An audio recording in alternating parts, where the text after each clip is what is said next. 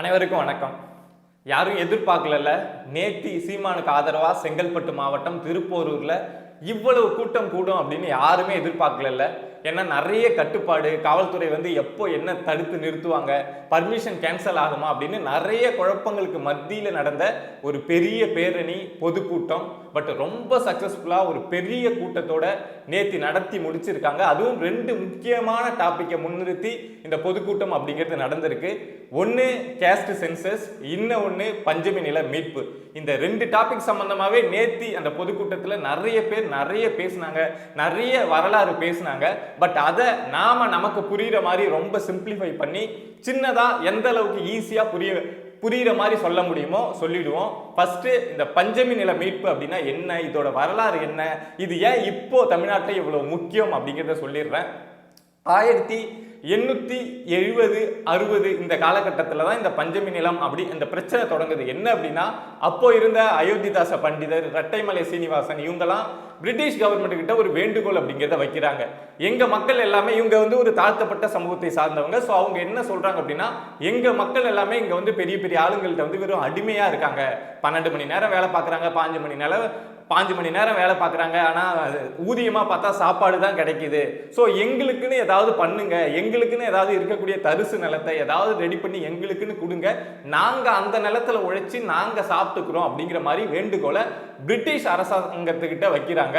So அப்போ செங்கல்பட்டு மாவட்டத்தில் ஒரு பொறுப்பு ஆட்சியராக இருந்த ஜேம்ஸ் ஹென்றி அப்படின்னு சொல்லக்கூடிய ஒரு முழு பேர் லென்த்தா வரும். ஸோ அவர் என்ன பண்றாரு அப்படின்னா, சரி நான் உங்களுக்கு ஆதரவா செயல்படுறேன் அப்படின்னு சொல்லிட்டு இங்கிலாந்து பார்லிமெண்ட்டுக்கு ஒரு கடிதம் அப்படிங்கிறத போடுறாரு. இதை மாதிரி இங்க பிரச்சனை போயிட்டு இருக்கு. ஸோ இவங்களுக்கு நாம இங்க இருக்கக்கூடிய தரிசு நிலங்கள், சும்மா இருக்கிற நிலங்களை கொடுத்தா அவங்க உழவு பண்ணி அவங்க பொழைச்சிப்பாங்க அப்படிங்கிற மாதிரி பிரிட்டிஷ் பார்லிமெண்ட்டுக்கு ஒரு லெட்டரை போடுறாரு. ஸோ பிரிட்டிஷ் பார்லிமெண்ட் கிட்ட இருந்துமே 1892 ஒரு ரிட்டன் கடிதம் அப்படிங்கிறது வருது. நீங்க அதை மாதிரி பிரிச்சு கொடுங்க, ஒன்றும் பிரச்சனை கிடையாது, நீங்க இதை மாதிரி இருக்கக்கூடிய தரிசு நிலங்களை தாழ்த்தப்பட்ட மக்கள் யாரோ அவங்களுக்கு எல்லாம் பிரிச்சு கொடுங்க அப்படின்னு உத்தரவு வருது. ஸோ அந்த அடிப்படையில் அந்த நிலம் எல்லாம் பிரிச்சு கொடுக்கப்படுது. ஸோ அந்த நிலம் தான் 12 லட்சம் ஏக்கர் அப்படின்னு சொல்லப்படுது. அதாவது வரலாறு பூர்வமா அப்போ பிரிச்சு கொடுக்கப்பட்ட நிலம் அப்படிங்கிறது 12 லட்சம் ஏக்கர் பிரிச்சு கொடுக்குறாங்க. தமிழ்நாடு முழுக்க வாழக்கூடிய மக்களுக்கு அந்த நிலம் அப்படிங்கிறது பிரிச்சு கொடுக்கப்படுது. பட் ஆனா என்ன ஒரு கண்டிஷன் பிரிட்டிஷ் கவர்மெண்ட் வச்சாங்க அப்படின்னா, இந்த நிலத்தை இப்போ ஒரு தாழ்த்தப்பட்ட மக்கள் வாங்குறாங்க அப்படின்னா அந்த நிலத்தை 10 வருஷம் வரைக்கும் விற்க முடியாது, யாருக்கும் குத்தகைக்கு கொடுக்க முடியாது. வீடு கட்டிக்கலாம், அதுல விவசாயம் பண்ணிக்கலாம், அதுல சாப்பிட்டுக்கலாம். பட் அந்த விற்கிறது, ஏன்னா இவங்க கவர்மெண்ட் கொடுக்குற நிலத்தை வாங்கி வித்துறக்கூடாதுல இன்னொருத்தவங்களுக்கு. ஸோ அதை மாதிரி 10 வருஷம் வரைக்கும் அந்த நிலத்தை அவங்க எதுவுமே பண்ண முடியாது, விற்கவோ வாங்கவோ அதை மாதிரி முடியாது அப்படின்னு சொல்றாங்க. 10 வருஷம் கழிச்சு என்ன பண்ணலாம் அப்படின்னா, அதை விற்கலாம், அந்த நிலத்தை விற்கலாம், வாங்கலாம். ஆனாலும் அந்த நிலத்தை தாழ்த்தப்பட்ட சமூகத்தை சேர்ந்தவங்களுக்கு தான் விற்க முடியும், வாங்க முடியும். வேற ஒரு ஜாதியை சேர்ந்த ஒருத்தவர் இந்த நிலத்தை வாங்குறதோ விற்கிறதோ இதை மாதிரி பண்ண முடியாது அப்படின்னு ஒரு உத்தரவை போடுறாங்க. அதாவது அந்த 12 லட்சம் ஏக்கரும் சுத்தி சுத்தி எப்படி பார்த்தாலும் இந்த மக்களுக்குள்ளதான் இருக்கணும், வெளியில போகக்கூடாது. இவங்க கஷ்டம்னு விற்கிறாங்கன்னா இவங்களுக்குள்ளேயே அந்த நிலம் அப்படிங்கிறது கைமாறுமே தவிர மற்றவங்களுக்கு போகாது. ஸோ அப்படி பார்த்தோம் அப்படின்னா இந்த தாழ்த்தப்பட்ட மக்கள் அப்படின்னு சொல்லக்கூடிய அவங்க கொஞ்ச நாள்ல இவ்வளவு நிலம் இருக்கிறப்போ விவசாயம் பண்ணி அவங்க மேல வந்துருவாங்க, சமூகத்துல எல்லாருக்கும் இணையா அவங்களும் வந்துருவாங்க அப்படிங்கிற அடிப்படையில தான் இந்த பஞ்சமி நிலம் அப்படிங்கிறது. இதுக்கு பேர் தான் பஞ்சத்துல இருந்தாங்கல்ல அந்த மக்கள்லாம், ஸோ அவங்களுக்காக கொடுக்கப்பட்ட நிலம் தான் அந்த பஞ்சமி நிலம் அப்படின்னு பேரு. அதை பிரிட்டிஷ் கவர்மெண்ட்ல டிப்ரெஸ்டு லேண்ட் அப்படின்னு சொல்றாங்க. ஸோ நாம பஞ்சமி நிலம், பஞ்சத்தில் இருந்தவங்களுக்கு கொடுத்ததுனால பஞ்சமி நிலம் அப்படின்னு சொல்றோம். ஸோ அந்த பஞ்சமி நிலம் இந்த மக்களுக்கு எல்லாம் கிடைக்குது, அதை வச்சு யூஸ் பண்ணிட்டு இருக்காங்க. பட் காலப்போக்கில் என்ன ஆகுது அப்படின்னா, ஒரு 20 வருஷம் 30 வருஷம் போனதுக்கு அப்புறம் அந்த ரூல்ஸ் எல்லாம் சொன்னாங்கல்ல, வேற ஜாதிக்கு விற்க கூடாது, வேற ஜாதி வாங்கக்கூடாது அப்படிங்கிற அந்த ரூல்ஸ் எல்லாம் இருந்தது இல்ல, அதெல்லாம் மாறி போய் அந்த நிலம் அப்படிங்கிறது கைமாறி போய் தாழ்த்தப்பட்ட மக்கள்கிட்ட இருந்து அந்த நிலம் உயர் ஜாதி மக்கள்கிட்ட வந்துருது. அவங்கள்ட்ட அதிகமா இருந்த நிலம் கொஞ்சம் கொஞ்சமா ரொம்ப கம்மி ரேட்டுக்கு நான் ஒரு 100 ரூபா தரேன், நான் உங்களுக்கு பண்ண அடிக்கிறேன் அப்படின்னு சொல்லிட்டு நிறைய பேர் வேற வழியே இல்லாம சாப்பாட்டுக்கு கஷ்டப்படுறவங்க எல்லாமே அரசு கொடுத்த தரிசு நிலத்தை வெளியில விற்க ஆரம்பிச்சிடுறாங்க. அந்த ரூல்ஸ் எல்லாம் மறந்து போயிடுது காலப்போக்கில். ஸோ அந்த நிலம் அப்படிங்கிறது தாழ்த்தப்பட்ட மக்கள் கையிலேருந்து மற்றவங்க கைக்கு அதிகமாக போயிடுது. ஸோ இதை பற்றின அவேர்னஸ் அப்படிங்கிறது அப்போ தாழ்த்தப்பட்ட மக்களுக்கு கிடையாது. ஏன்னா அது கவர்மெண்ட் கொடுத்த நிலம்னு அந்த ஜென்ரேஷனுக்கு தெரியும், அடுத்த ஜென்ரேஷனுக்கு தெரியாது. அதில் என்ன அக்ரிமெண்ட் இருந்தது, என்ன சொல்லப்பட்டது அப்படிங்கிறதும் அடுத்தடுத்த ஜென்ரேஷனுக்கு தெரியாமலே போயிடுச்சு. ஸோ இதை பற்றின அவேர்னஸ் திரும்ப எப்போ வருது அப்படின்னா 1991 இதை மாதிரி ஒரு 90 காலகட்டத்தில் ஒரு அவேர்னஸ்ங்கிறது வருது. அதாவது இதை மாதிரி பஞ்சமி நிலம் அப்படிங்கிறது ஒன்று உண்டு, அதை வந்து எங்களுக்கு பிரிட்டிஷ் கவர்மெண்ட் வந்து இப்படி கொடுத்தாங்க, பட் எங்களை ஏமாற்றி இதை மாதிரி மற்றவங்க அதை வாங்கிக்கிட்டாங்க, ஸோ அதை கவர்மெண்ட் மீட்டு கொடுக்கணும் அப்படின்னு சொல்லிட்டு 1990 காலகட்டத்தில் ஒரு போராட்டம் அப்படிங்கிறது தொடங்குது. ஸோ 1991 கவர்மெண்ட் வந்து ஒரு ஜிஓ பாஸ் பண்றாங்க. அதாவது இத மாதிரி இந்த பஞ்சமி நிலம்லாம் எங்க இருக்கு, என்ன நடந்துட்டு இருக்கு, ஸோ அதை எப்படி மீட்கிறது அப்படிங்கிற அடிப்படையில் நீங்க வந்து அதெல்லாம் அந்த டேட்டாஸ்லாம் எடுங்க. ஏன்னா இது கொடுக்கப்பட்டது வந்து 1892 திரும்ப 100 வருஷம் கழிச்சு இந்த பிரச்சனை உருவெடுக்குது. அப்படிங்கிறப்போ இதை பத்தின டேட்டாஸ் எல்லாம் ஃபர்ஸ்ட் எடுங்க அப்படின்னு கவர்மெண்ட் சைட்லேருந்து, தமிழ்நாடு கவர்மெண்ட் சைட்லேருந்து ஒரு உத்தரவு அப்படிங்கிறது போடப்படுது. ஸோ அதை மாதிரி டேட்டாஸ் எடுக்கிற வேலையும் நடக்குது. பட் என்ன நடக்குது அப்படின்னா, இந்த பிரச்சனை போயிட்டு இருக்கப்பவே அந்த மீட்பு பணிகள்லாம் எப்படி பண்ணலாம், எங்கெங்க யார்கிட்ட கைமாறி இருக்கு, ஏன்னா ஒருத்தவங்கள்ட்ட கைமாறி இருக்காது, ஒருத்தவங்கள்ட்ட வித்திருப்பாங்க, அவங்க இன்னொருத்தவங்கள்ட்ட வித்திருப்பாங்க, அவங்க இன்னொருத்தவங்கள்ட்ட வித்திருப்பாங்கன்னு இது ரொம்ப லென்த்தா போகும். ஸோ ரொம்ப சட்ட சிக்கலான விஷயம் தான். ஸோ அந்த பிரச்சனை போயிட்டு இருக்க டைம்லயே 1994 என்ன நடக்குது அப்படின்னா, அதே செங்கல்பட்டுல தானே இந்த இஷ்யூ வந்து ஃபர்ஸ்ட் ஸ்டார்ட் ஆச்சு அப்படின்னு சொன்னாங்க. ஸோ அங்கேயே என்ன நடக்குது அப்படின்னா, இது வந்து தாழ்த்தப்பட்ட சமூகத்தை சேர்ந்தவங்களுக்கும் மற்றவங்களுக்கும் எதிராக ஒரு போராட்டமா வெடிக்குது. ஸோ அப்போ போலீஸ் வந்து துப்பாக்கி சூடு நடத்தி அந்த பிரச்சனையை கலைக்கிற அளவுக்கு போகுது. ஸோ அந்த துப்பாக்கி சூட்டுல 2 பேர் இறந்து போறாங்க. ஜான்தாஸ், ஏழுமலை அப்படின்னு 2 பேர் இறந்து போறாங்க. 2 பேருமே தாழ்த்தப்பட்ட சமூகத்தை சார்ந்தவங்க.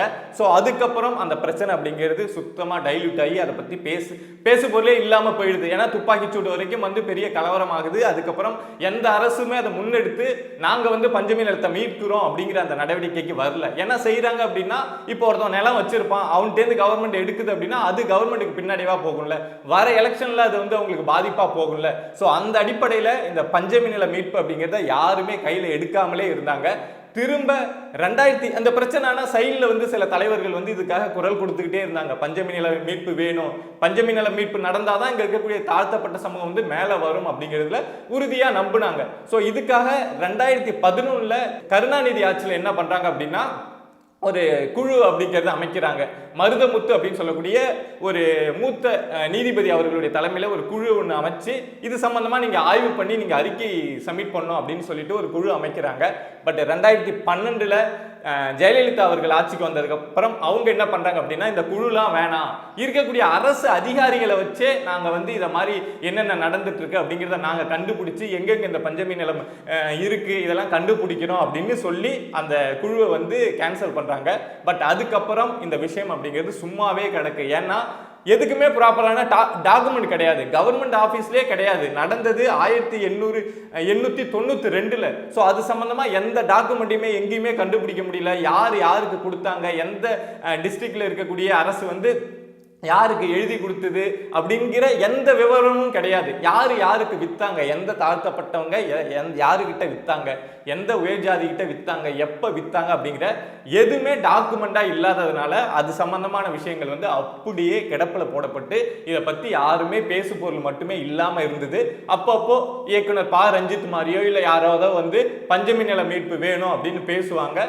பட் அதுக்கான நடவடிக்கை அப்படிங்கிறது இது வரைக்கும் எடுக்கப்படாமலே இருந்தது.